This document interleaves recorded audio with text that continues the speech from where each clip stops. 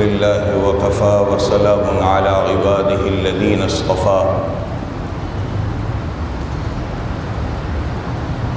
أما بعد فأعوذ بالله من الشيطان الرجيم بسم الله الرحمن الرحيم وما أنفقتم من خير فلأنفسكم۔ قرآن کریم کا ایک حصہ تلاوت کیا ہے۔ دعا ہے کہ اللہ تبارک و تعالی اس کا صحیح مفہوم بیان کرنے کی اور ہم سب کو اس پر عمل کرنے کی توفیق نصیب فرما دے۔ گزشتہ جمعے قرآن کریم کا ایک سوال جو صحابہ نے فرما کیا تھا، وہ سوال یہ تھا کہ کیا خرچ کیا جائے؟ تو اللہ تبارک و تعالی نے اس کے جواب میں جو فرمایا قل العفو، اس کا آسان مطلب یہ ہے جو تمہاری ضرورت سے زائد ہے اسے راہ خدا میں خرچ کر دو۔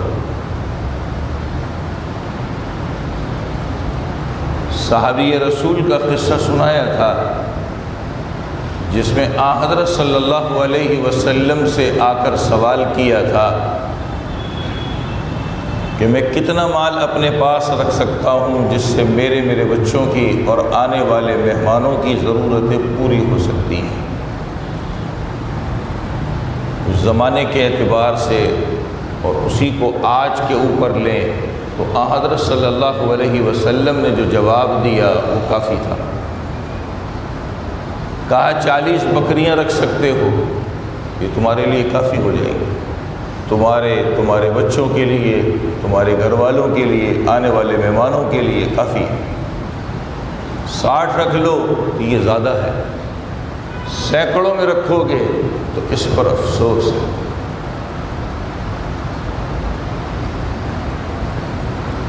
یہ وہ صحابی تھے جو اپنے قبیلے کے سردار بھی تھے اور مالدار بھی تھے، اور خرچ کرنے کے اندر بے درے خرچ کیا کرتے تھے۔ آج جو آیت پڑھی ہے اس میں پروردگار فرماتے ہیں وَمَا أَنفَقْتُم مِّن خَيْرٍ فَلِأَنفُسِكُمْ، جو بھی راہ خدا میں خرچ کرو گے اس کا فائدہ تمہاری اپنی ذات کو ہے۔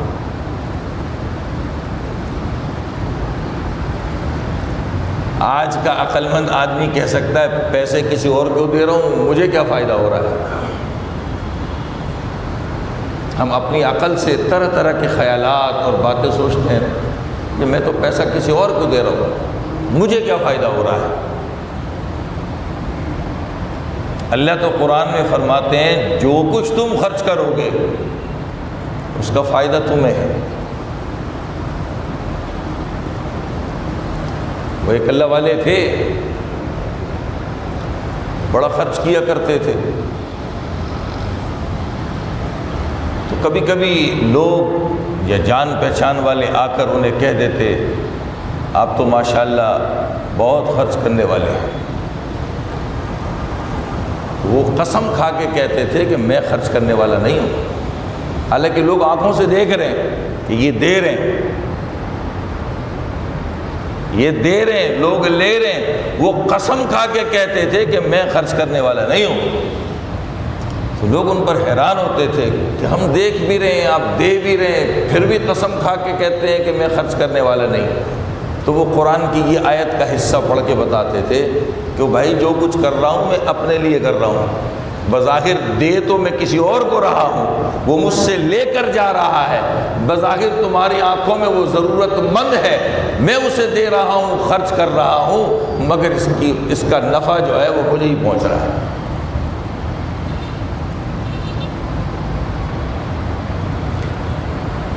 انسان کو خرچ کرنے کے متعلق فرمایا کہ جو کچھ تم خرچ کرو گے اس کا نفع، اس کا فائدہ تمہیں ہے۔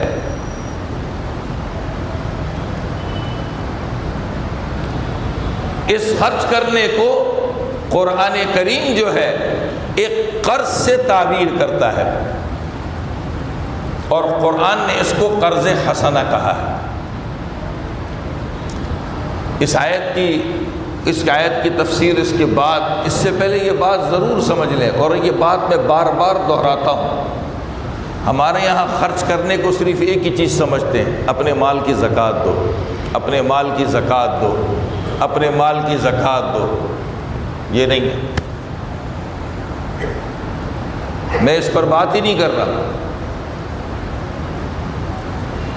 جب بھی کبھی خرچ کرنے کی بات کی جاتی ہے، اب تو حال یہ ہو گیا ہے، اللہ تعالیٰ ہمیں معاف فرما دے، اگر کہیں جی اللہ کا گھر مسجد تعمیر ہو رہی ہے خرچ کرو، تو بھی لوگ آ کے پوچھتے ہیں زکوٰۃ کا پیسہ لگتا ہے۔ یہ حال ہو گیا ہمارا۔ اب اسے میں جہالت کہوں یا یہ کہوں کہ بخیل آدمی ہے، دینا نہیں چاہ رہا، کیا ہے یہ اللہ ہی جانتا، میں اس کے لیے کچھ کہہ نہیں سکتا، لیکن ہمارا حال یہ ہو چکا ہے۔ تو میں جو باتیں کر رہا ہوں وہ زکوٰۃ کے متعلق نہیں کر رہا، اگر اس میں کمی بیشی کی وہ تو اسلام کا ایک ستون ہے، اللہ جوتے ماریں گے، چھوڑیں گے نہیں۔ جیسے نماز ایک ستون ہے، روزہ ایک ستون ہے، حج ایک ستون ہے، زکوٰۃ بھی ایک ستون ہے، اس میں تو جوتے پڑیں گے اگر ہم نے کمی بیشی کر لی تو۔ ویسے خرچ کرنے کی بات کر رہا ہوں۔ پھر خرچ کرنے کے اندر ہمارا حال، ہماری صورت، ہم کیسے خرچ کرتے ہیں، کیا کرتے ہیں، ہمیں اس بارے میں کچھ بھی نہیں پتا۔ بات یہ میں عرض کر رہا تھا، من ذا الذی یقرض اللہ قرضا حسنا، اللہ نے خرچ کرنے کو کہا کہ کون اللہ کو قرض حسنہ دے رہا ہے۔ اللہ کو قرض کی کیا ضرورت ہے؟ لیکن اللہ کو پتہ تھا انسان ہے، اس کے اندر جو میں نے سسٹم رکھا ہے نا، جتنے سینسر رکھے ہیں، ان سینسروں میں سے ایک سینسر یہ ہے کہ یہ بخیل ہوگا، مال سے محبت کرے گا، خرچ نہیں کرے گا،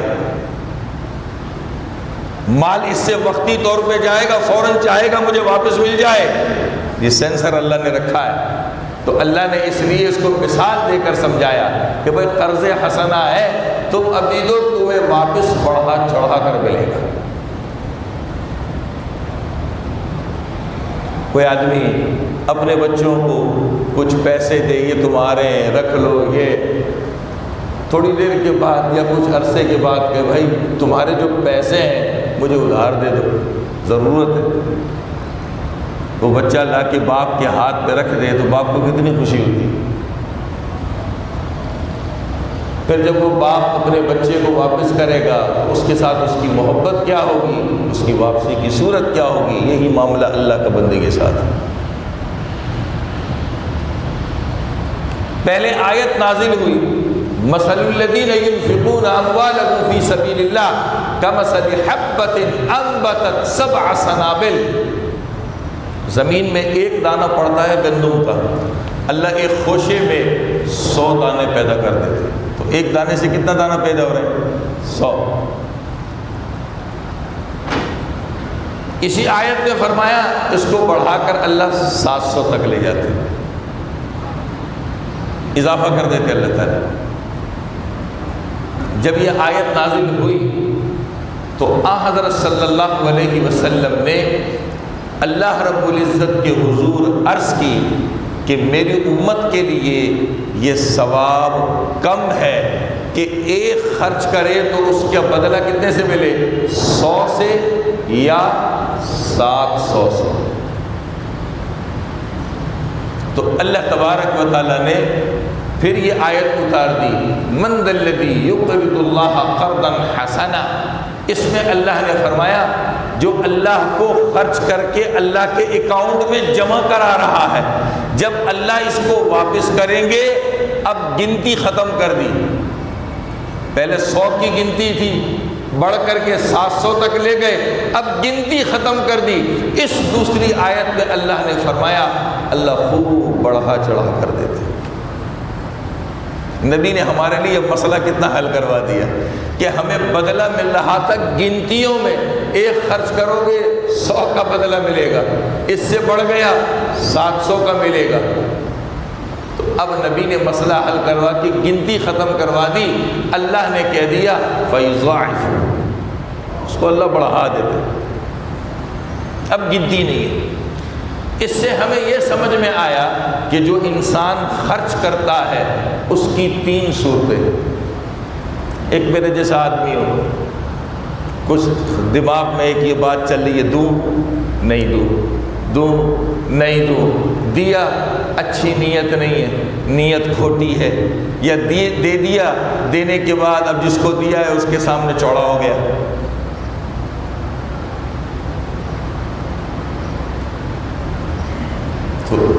ایک کا بدلہ 100 ہے۔ اس سے اوپر چلے جائیں، کچھ اچھی نیت والے لوگ ہوتے، کچھ لوگ اچھی نیت والے ہوتے، اچھے کردار والے ہوتے، اچھا طریقہ اختیار کرنے والے ہوتے، تو پھر بدلہ 700 مل جاتا ہے۔ لیکن کچھ لوگ وہ ہوتے ہیں جن میں پروردگار نے بڑی اچھی صفات رکھی ہے۔ سب سے پہلی چیز اپنی نیت کی اچھی، اپنی نیت کے اچھے، نیت بڑی اچھی رکھی ہے، دے کر کسی پر احسان نہیں کر رہے، دے کر اپنی ہی ذات پر احسان کر رہے، یہ ہے اچھی نیت ہونا۔ کسی پر خرچ کر کے دینے والے کی ذات پر احسان نہیں کر رہے، اپنی ہی ذات پر احسان کر رہے ہیں، یہ سب سے اچھی نیت ہے۔ اور جب دے رہے ہیں تو ایسے ادب اور احترام کے ساتھ دے رہے ہیں کہ اگلے بندے کو اپنی عزت ضائع ہوتی نظر نہیں آ رہی، وہ اپنے نفس میں اپنے آپ کو لیتے ہوئے بھی سامنے والے کی نظر میں بہت بڑا سمجھ رہا ہے، اور دینے والا دے کر کے اس کے سامنے چوڑا نہیں ہوتا۔ اسی شخص کے لیے پروردگار نے آخری فیصلہ رکھا، اب اللہ اس کا بدلہ دیتے ہوئے گنتی نہیں رکھی، اللہ جتنا چاہے دے دے اس کو۔ اب ہمیں پرکھنا ہے ان 3 صورتوں میں سے ہم کس میں ہیں، پہلی میں ہے، دوسری میں ہے، یا تیسری میں، اور اللہ سے دعا کرنی ہے اور اپنے عمل میں یہ اختیار کرنا ہے کہ اللہ اس آخری صورت میں ہمیں لے آئے کہ ہم اچھی نیت والے بھی ہوں، اچھے کردار والے بھی ہوں، اور اچھی سوچ والے بھی ہوں۔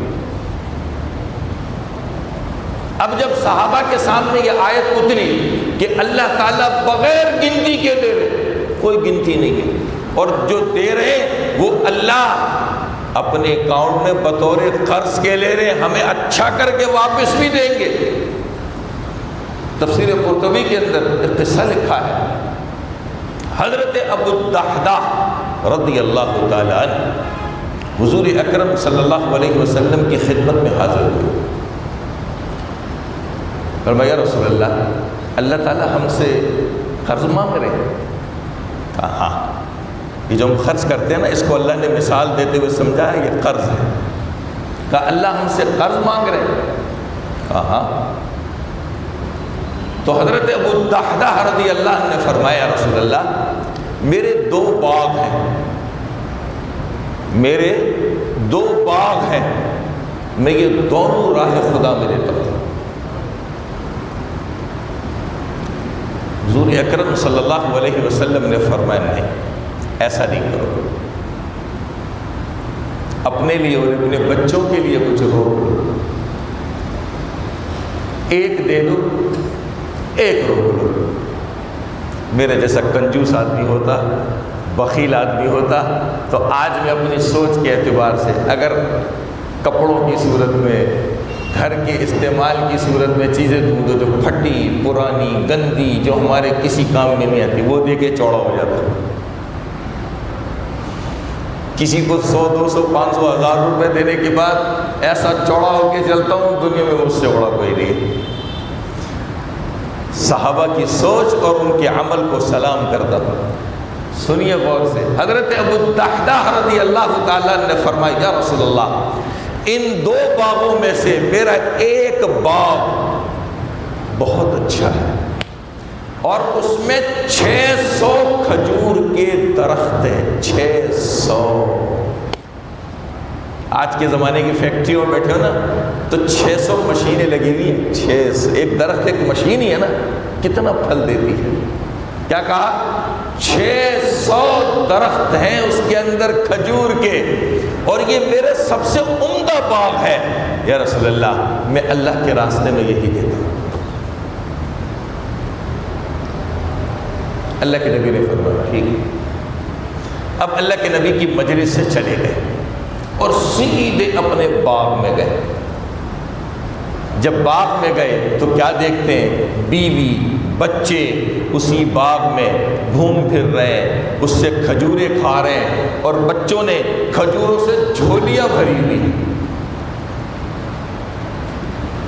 یہ سیدھے اپنی بیوی کے پاس گئے اور جا کر کے انہوں نے چند اشعار پڑھے. میں اس کا مطلب بتا دیتا ہوں, اشعار نہیں پڑھتا, عربی زبان میں انہوں نے اشعار پڑھے. حضرت ابو الدحدہ رضی اللہ عنہ نے اپنی بیوی سے کہا, اے خدا کی بندی, اے میری محبوبہ, اللہ نے تجھے سیدھا راستہ دکھایا ہے. اللہ نے تجھے سیدھا راستہ دکھایا ہے. یہ جو باغ ہے جس میں تو گھوم پھر رہی ہے, یہ اللہ کو قرضہ دے چکا ہوں, راہ خدا میں وقف کر چکا ہوں, دے دیا ہے میں نے, اور اس کا بہترین بدل قیامت تک ہمیں ملتا رہے گا ایسی ذات سے جس کو لے کر کچھ نہیں کرنا, اس کو ضرورت ہی نہیں ہے, اس کو ضرورت ہی نہیں ہے, وہ قیامت تک اس کا نفع ہمیں دیتا رہے گا. بیوی سمجھ گئی کہ باغ جو ہے اللہ کے راستے میں دے چکے ہیں. یہ زکوٰۃ نہیں تھی, یہ کوئی ٹیکس ویکس نہیں تھا, اپنی خوشی سے خرچ کیا تھا, اپنی خوشی سے. بیوی بڑی سمجھدار تھی, اس نے بھی جواب میں اشعار پڑھے. پہلے تو مبارکباد دی اس نے اور کہا کہ آپ نے اللہ تعالیٰ سے جو سودا کیا ہے اس سودے کے اندر اللہ آپ کو خوب نفع عطا فرمائے. پھر اشعار پڑھے, اور اشعار میں کیا کہتی ہے؟ اشعار کے اندر کہتی ہے کہ اللہ تعالیٰ آپ کو اس کا بہترین بدلہ عطا فرمائے. آپ کو, آپ کے بچوں کو اللہ نے کتنی قسم کی کھجوریں کھلائیں, ہمیں اس سے محروم نہیں رکھا. خوب کھلایا, خوب کھلایا, خوب کھلایا, خوب کھلایا. جب جواب دے دیا تو اپنے بچوں کی طرف متوجہ ہو کر کہنے لگی, میرے بچوں چلو اس باغ سے نکلو, اب اس باغ پر ہماری ملکیت نہیں. یہ باغ جو ہے تمہارا باپ اللہ کو دے چکا ہے. اس پر آگے امام قرطبی نے ایک عجیب بات لکھی, جن بچوں نے جھولیوں میں کھجور بھر رکھی تھی اور کھانے کے لیے منہ میں ڈال کے رکھی تھی, ابو الدحدہ کی بیوی نے بچوں سے کہا, بیٹا یہ جھولیوں کی کھجوریں بھی یہیں پھینک دو, اور تمہارے منہ کے اندر کھانے کے لیے جو کھجور ہے اس کو بھی نکال دو, اب یہ ہمارا نہیں ہے,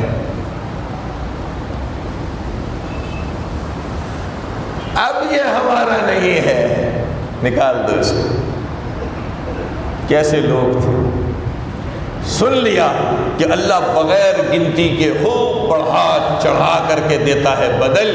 یقین تھا ان کو, ہماری طرح سوچ کے کھوٹے نہیں تھے, گندی سوچ کے مالک نہیں تھے. کیا ہوگا؟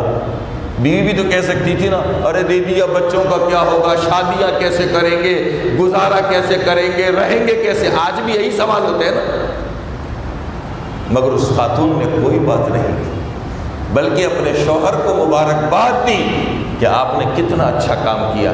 آج بھی گھروں میں ایسی خواتین موجود ہیں جو اپنے شوہروں کو کہتی ہیں کہ یہ کرو اچھا ہے, یہ کرو اچھا ہے, مگر شوہر صاحب بڑے مستنڈے بڑے بنے پھرتے ہیں, سامنے سے غصے ہو جاتے ہیں. میری خون پسینے کی کمائی, تیری کون سی خون پسینے کی کمائی, تو نے کون سے تیر مارے, کیا کیا, کیا کیا؟ انہی بیوی بچوں کے صدقے تو اللہ تجھے روزی دے رہا ہے, آئی ڈنگے مار رہا ہے بڑی بڑی. میری محنت پر روزی نہیں ملتی. نبی کا فرمان جھوٹا تو نہیں ہو سکتا نا, کمزوروں کی وجہ سے روزی ملتی ہے. کمزور کون ہے؟ یہ بیوی بچے تو ہیں، بہن بھائی تو ہیں چھوٹے، اور کون ہے؟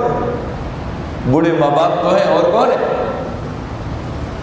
ہماری محنت پر نہیں ملتی روزی، بڑے ہم اس ٹنڈے بنے پھرتے ہیں، یہ وہ۔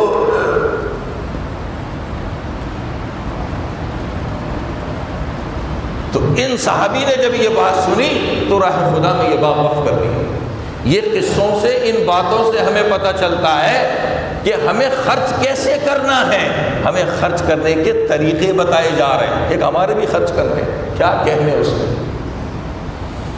آج ہم زکوٰۃ، میں تو بات کر رہا تھا راہ خدا میں دینے کی، جس کو ہم نفلی صدقات کہتے ہیں، نفلی صدقات۔ آج جو زکوٰۃ ہے، فرض ہے، ہماری زکوٰۃ ان لوگوں کے پاس جا رہی جن کے مذہب میں زکوٰۃ ہے ہی نہیں، وہ زکوٰۃ کو مانتے ہی نہیں، اور ہم اپنی زکوٰۃ ان کے پاس جمع کرا کے آ رہے ہیں، بڑے خوش ہیں، بڑے خوش ہیں، زکوٰۃ دے دی، وہ مانتا ہی نہیں ہے۔ جو آدمی زکوٰۃ کو مانتا ہی نہ ہو، اس کو زکوٰۃ دے تو ثواب ملے گا، زکوٰۃ ہوگی؟ عقل سے سوچنے کی بات ہے، عقل سے سوچنے کی بات ہے۔ ہماری زکوٰۃ اب ان کے پاس جا رہی ہے، ہم ان کو دے رہے ہیں جو زکوٰۃ کو مانتا ہی نہیں ہے۔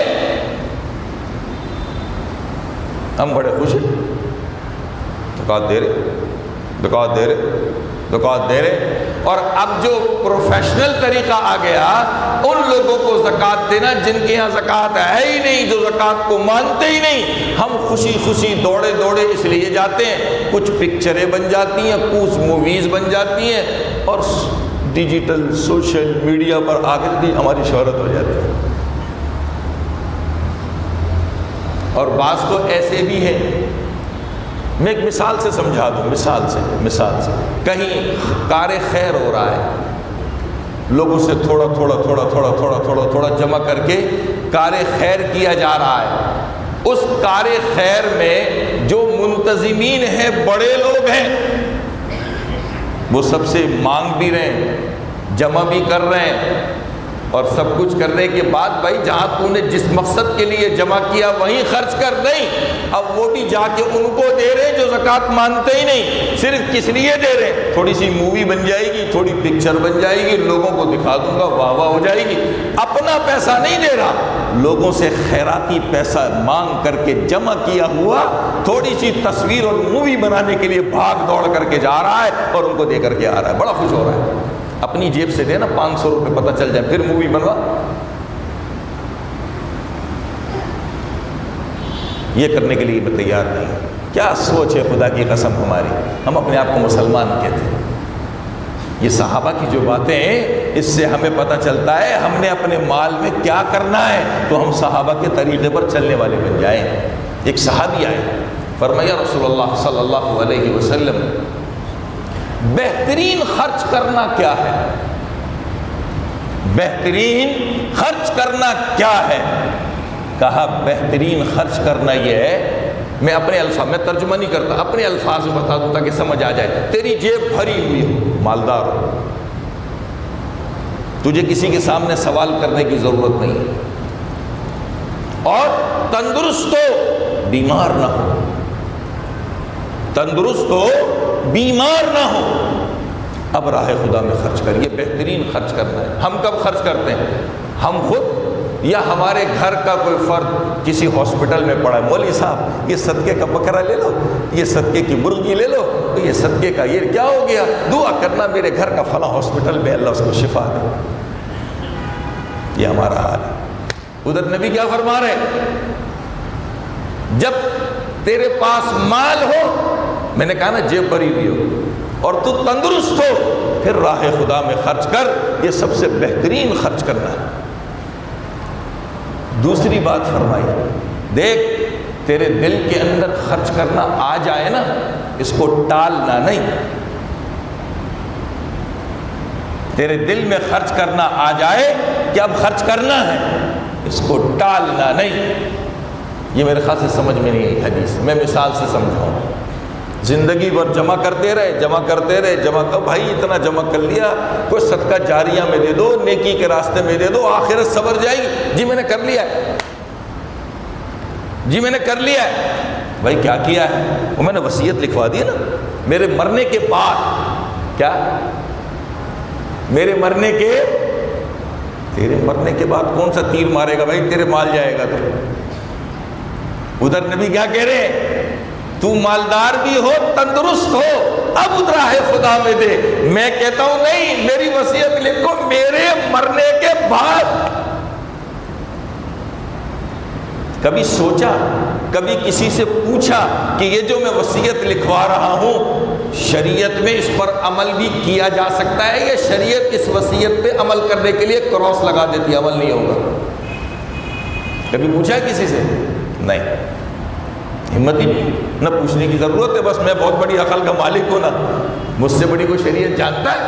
ایسی وصیت پہ عمل نہیں ہوتا. ہاں میں نے اپنے بیٹے کے لیے لکھوا دی، بیٹی کے لیے، بہن کے لیے، جو وارث ہوتے ہیں وارث کے لیے کوئی وصیت نہیں. وارث کو آپ کا بچا ہوا مال ملے گا، وصیت ہوا مال نہیں ملے گا. وارث کے لیے وصیت ہو ہی نہیں سکتے. نبی نے فرمایا میں نے وکیل سے یہ کروا لیا ہے، میں نے وکیل سے وہ کروا لیا ہے، میرے وکیل سے کن چکروں میں پڑ گئے.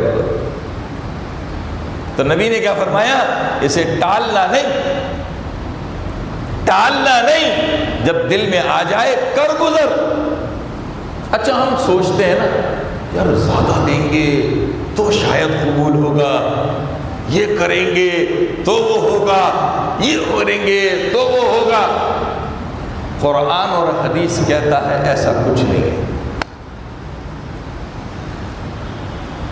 اس نے خرچ کرنے کی گنتی رکھی نہیں. شریعت نے، قرآن و حدیث نے خرچ کرنے کے لیے گنتی رکھی نہیں ہے. یہ ہماری سوچ ہے کہ کسی کو ہزاروں میں دیں گے تو خوش ہوگا، لاکھوں میں دیں گے تو خوش ہوگا، کروڑوں میں دیں گے تو خوش ہوگا. ایسا کچھ نہیں. امام فخر الدین رازی رحمۃ اللہ علیہ نے تفسیر کبیر میں لکھا ہے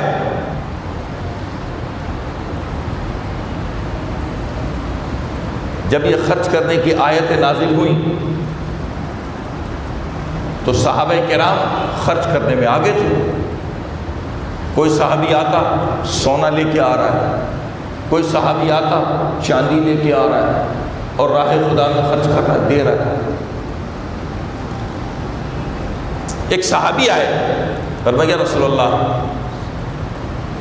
میرے پاس یہ خرچ کرنے کو ہے، اس کے علاوہ کچھ نہیں، اسے قبول فرما لیجیے. جب نبی نے دیکھا تو پتہ ہے وہ کیا چیز تھی؟ کھجور کے درخت کے چھلکے. کھجور کا دانہ بھی نہیں، کھجور کی گٹھلی بھی نہیں، کھجور کے درخت کے چھلکے. فرمایا رسول اللہ صلی اللہ علیہ وسلم اس کے علاوہ میرے پاس کچھ نہیں.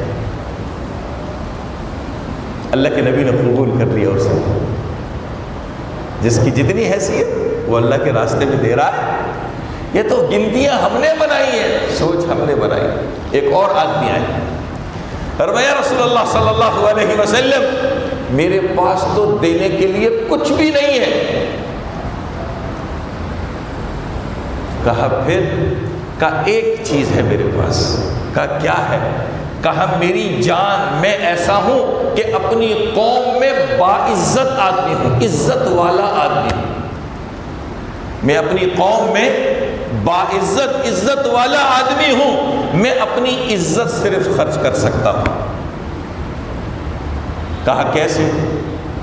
کہا اپنی عزت میں ایسے خرچ کروں گا کہ اگر مجھے کوئی گالی بھی دے گا، مجھے کوئی برا بھلا بھی کہے گا، میں اس کو جواب نہیں دوں گا، بلکہ اس کی گالی اور اس کے برا بھلا کہنے کے بدلے میں ادب اور احترام سے اس کے سامنے پیش آؤں گا. اللہ کے نبی نے فرمایا تجھ سے یہ بھی قبول ہے. آج مجھے کچھ کہہ کے تو دکھا دے. وہ کیا تڑیاں، کیا اڑیاں، کیا کیا چیزیں. واہ. وہ صحابی کیا فرما رہے؟ میرے پاس کچھ نہیں ہے، صرف اپنی عزت بیچ سکتا ہوں. کہا کیسے؟ کہا مجھے کوئی گالی دے دے، برا بھلا کہہ دے، میں اس کے ساتھ ادب اور احترام سے پیش آؤں گا، میں اسے کچھ نہیں کہوں گا. تجھ سے یہ بھی قبول. ایک صحابی آئے، سوال کہ یا رسول اللہ صلی اللہ علیہ وسلم، میرے پاس 1 درہم ہے، اس کو میں کہاں خرچ کروں؟ نبی نے فرمایا اپنی ذات کے اوپر خرچ کر۔ آج لوگوں کی سوچ ہے پیسہ کماؤ کماؤ کماؤ، کمانے میں اتنے مگن ہو جاتے ہیں، خود بھوکے بھی مر رہے ہیں، کپڑوں کے اعتبار سے پھٹے پرانے کپڑے اور سب، پیسہ ہے مگر اپنی ذات پہ بھی خرچ نہیں کر پا رہے، اتنے کنجوس اور بخیل بن جاتے ہیں۔ نبی نے کیا فرمایا؟ کہا اس کو اپنی ذات پہ خرچ کر۔ کہا رسول اللہ ایک اور بھی ہے، کہا اپنے بچوں پہ خرچ کر۔ آج مالدار گھرانوں کے بچے بھی لوگوں سے مانگ کر کھاتے ہیں۔ شاید میرا جملہ آپ کو عجیب سا لگا ہوگا، یہ حقیقت ہے، یہ حقیقت ہے۔ مالدار گھرانوں کے بچے بھی مانگ کر کے کھاتے ہیں۔ ہم بخیل اتنے بن گئے۔ فرمایا رسول اللہ میرے پاس 1 اور درہم بھی ہے، کہا اس کو اپنے گھر کے دیگر افراد پہ خرچ کر۔ پھر فرمایا رسول اللہ میرے پاس 1 اور درہم بھی ہے، نبی نے فرمایا اس کو اپنے نوکروں پہ خرچ کر، نوکروں کو دے۔ آج خدا کی قسم نوکر مالک کے سامنے منتیں کر کر کے تھک جاتا ہے، اس کے آفس کے دروازے پر چکر لگا لگا کے اپنی چپلیں گھس ڈالتا ہے، مگر ہمارا مالک تس سے مس نہیں ہوتا۔ آج اگر مالک سے ایڈوانس تنخواہ مانگ لیں، دیہاڑی مانگ لیں، ہفتہ 15 دن مانگ لیں، اس پر اس کا منہ بن جاتا ہے۔ پتہ نہیں اب ہماری انسانیت کدھر جاتی ہے۔ ویسے ہم باہر نکل جائیں تو ایسی باتیں کرتے ہیں، ہر آدمی کہتے ہیں یار اس سے بڑا دنیا میں انسان کوئی نہیں، لیکن جو اس کے ساتھ رہتا ہے اس سے پوچھو تو اس کی اصلیت کھل کے بلی تھیلے سے باہر آ جاتی ہے۔ آج میرے ساتھ میرا نوکر ہے، میرے بزنس کے اندر میری مدد کر رہا ہے، اگرچہ وہ تنخواہ لے رہا ہے تو کیا ہو گیا؟ میرے بزنس میں مددگار ہے کہ نہیں ہے؟ میں اس کو خود بلا کے پوچھ لوں بھائی تیرے گھر میں کوئی مسئلہ تو نہیں، تیرے گھر میں پریشانی؟ چلو ہم یہ بھی نہیں کر سکتے، ہمارا ہی نوکر ہمیں آ کے کہتا ہے میرے گھر میں مصیبت آ گئی، کسی کی شادی آ گئی، کسی کی پریشانی آ گئی، کسی کا یہ آ گیا، ہم پھر بھی دروازے بند کر دیتے، جاؤ یہاں سے۔ اب کیا طریقہ چل پڑا ہے؟ کہاں دے رہے ہیں سارا پیسہ؟ ان لوگوں کو دے رہے جن کے مذہب میں زکوٰۃ ہے ہی نہیں، ہم مزے مزے سے جا کے ان کو دے رہے۔ اس کا مطلب یہ ہوا کہ ہمارا پیسہ کمایا ہوا ٹھیک نہیں۔ اگر ہمارا پیسہ کمایا ہوا ٹھیک ہوتا، اللہ کی قسم ہم صحیح جگہ پر خرچ کرنے والے ہوتے۔ ہم نے 2 نمبری طریقے سے پیسہ کمایا ہے، 2 نمبری طریقے سے پیسہ جمع کیا ہے، اس لیے ہمارا پیسہ جا بھی وہاں رہا ہے، اور وہ بھی زکوٰۃ کا۔ کون سا؟ زکوٰۃ کا، جو زکوٰۃ کو مانتے ہی نہیں۔ صدقہ خیرات تو دور کی بات ہے، صدقہ خیرات تو دور کی بات ہے۔ اللہ کے راستے میں خرچ کیجیے، جو جس حیثیت سے جتنا خرچ کر سکتا ہے کیجیے، اور کرنے کے بعد بھول جائیے، کرنے کے بعد بھول جائیے۔ میں نے ایک لفظ میں، ایک جملے میں سب سمجھا دیا۔ نہ احسان جتائیے، نہ اس کے سامنے چوڑے ہے کہ چلیے، نہ اس کو یہ تھوڑے سے پیسے دے کر اپنے اس احسان کے تلے دبا دیجیے، ایسا نہ کیجیے۔ سب سے پہلے اپنے رشتہ داروں میں دیکھیں، سب سے پہلے اپنے رشتہ داروں میں دیکھیں کون ضرورت مند ہے، اس سے پوچھنے کی ضرورت نہیں، ہمیں معلوم ہوتا ہے۔ اس کے انتظار میں نہ رہیے کہ وہ میرے در پہ آئے، میرا دروازہ بجائے میں دوں، نہیں، میں پہلے جا کر اس کا دروازہ بجاؤں، کما لیے۔ آپ زکوٰۃ بھی دے رہے ہو نا، تو یہ کہہ کر نہ دے کہ میں زکوٰۃ دے رہا ہوں، اس کا دل رکھنے کے لیے سوچ نیت تو آپ کی زکوٰۃ کی ہو، اس کو کہے میری طرف سے تحفہ رکھ رہے، آپ کی زکوٰۃ ادا ہو رہی ہے، آپ کی زکوٰۃ ادا ہو رہی ہے، آپ کی نیت ہے زکوٰۃ دینے کی، مگر اس کو کیا کہہ کے دے؟ میری طرف سے تحفہ رکھے۔ دیکھیں اس کا دل کتنا بڑا ہوتا ہے۔ یاد رکھیے زکوٰۃ اپنی اولاد کو نہیں دے سکتے، اولاد کی اولاد، اولاد کی اولاد، ماں باپ، ان کے ماں باپ، ان کو نہیں دے سکتے، میاں بیوی آپس میں نہیں دے سکتے، اس کے علاوہ ہر رشتہ دار کو دے سکتے۔ میں نے شارٹ میں بتا دیا، اولاد نیچے تک آ جائے، اولاد کی اولاد، اولاد کی اولاد، اولاد کی اولاد، اس کو نہیں دے سکتے۔ ماں باپ، ان کے ماں باپ، ان کے ماں باپ، ان کو نہیں دے سکتے۔ میاں بیوی ایک دوسرے کو نہیں دے سکتے، باقی سب رشتہ داروں کو دی جا سکتی، سب رشتہ داروں کو دی جا سکتی۔ رشتہ داروں میں کوئی نہیں ہے، دیکھیے اپنے ماتحتوں کے اندر جو مالک کے نوکر چاکر، اس میں دیکھیے، اور پھر اس کے بعد اپنی زکوٰۃ کا پیسہ وہاں لگائیے جو صدقہ جاریہ ہے، جہاں دین کی تعلیم یا تعلیم جو انسان کو آراستہ کر دیتی ہے، ان اداروں میں خرچ کر کے اپنی زکوٰۃ کو بچائیے۔ کیا کام ہے؟ بچائیے، ورنہ ہم غیر مسلموں کے ہاتھ میں زکوٰۃ دے رہے ہیں۔ وہ مزے سے آ کے مانگتا ہے زکوٰۃ خیرات دے دو، ہم بھی نکال کے دیتے ہیں، یہ ہوگا، پتہ چلتا ہے کافر ہے۔ اور آج اکثر سوال کرنے والے غیر مسلم ہیں، یہ آپ کو مجھ سے زیادہ پتہ ہے۔ میں نے کہا سب سے پہلے اپنے رشتہ داروں میں تلاش کیجیے، اور ان کا انتظار نہ کریں، خود جا کر خود جا کر۔ اچھا، لوگوں کو ایک مرض ہے جی تحقیق کریں گے، تو کون سا بڑا پروفیسر آ گیا، کیا تحقیق کرے گا؟ کپڑے اتار کے دیکھے گا، اور ہم کپڑے ہی اتار دیتے ہیں، ہم کپڑے ہی اتار دیتے ہیں۔ کیا مطلب؟ اس کی عزت کو تار تار کر دیتے ہیں۔ دے گا کتنا؟ 1000، 2000، 5000 روپے، اور جو عزت جس کی کوئی قیمت نہیں ہے اس کو ہم فوراً اتار دیتے ہیں۔ خدا کے واسطے ایسا نہ کیجیے۔ رشتہ داروں کے بعد اپنے جو آپ کے قرب و جوار میں آپ کے مددگار ہیں، آپ کے نوکر چاکر، ان کو دیکھیے، اور پھر آپ اپنی زکوٰۃ کو بچائیے، ان اداروں میں لگائیے جہاں دین کی زیور سے انسانوں کو آراستہ کیا جاتا ہے۔ عبداللہ ابن مبارک رحمۃ اللہ علیہ، امام ابو حنیفہ رحمۃ اللہ علیہ کے شاگرد، بہت بڑے محدث، لاکھوں حدیث زبانیات تھی، فرمایا کرتے تھے جو دین والے ہیں ان کو اپنا مال دے کر ان کو دین کی خدمت میں لگا رہنے دو۔ اگر اپنا مال دے کر ان کو دین کی خدمت میں لگا رہنے نہیں دو گے تو وہ بھی دینی جگہوں کو چھوڑ کر بازاروں میں آ جائیں گے، ایک دن نبی کا لایا ہوا دین ختم ہو جائے گا۔ ان کو وہاں لگے رہنے دو اور ان کی مدد اپنے مالوں سے کیا کرو۔ کہا قیامت تک نبی کا لایا ہوا دین اسی طرح محفوظ رہے گا، پڑھتے رہیں گے، پڑھاتے رہیں گے، پڑھتے رہیں گے، پڑھاتے رہیں گے، تمہارے بچوں کو اس سے آراستہ کرتے رہیں گے، یہ نبی کا لایا ہوا دین محفوظ رہے گا۔ ورنہ اگر وہ لوگ بازاروں میں نکل آئے تو پھر نبی کا لایا ہوا دین ایک دن ختم ہو جائے گا۔ اللہ تعالیٰ ہم سب کو عمل کی توفیق نصیب فرما دے۔ آج سے اعتکاف شروع ہو رہا ہے۔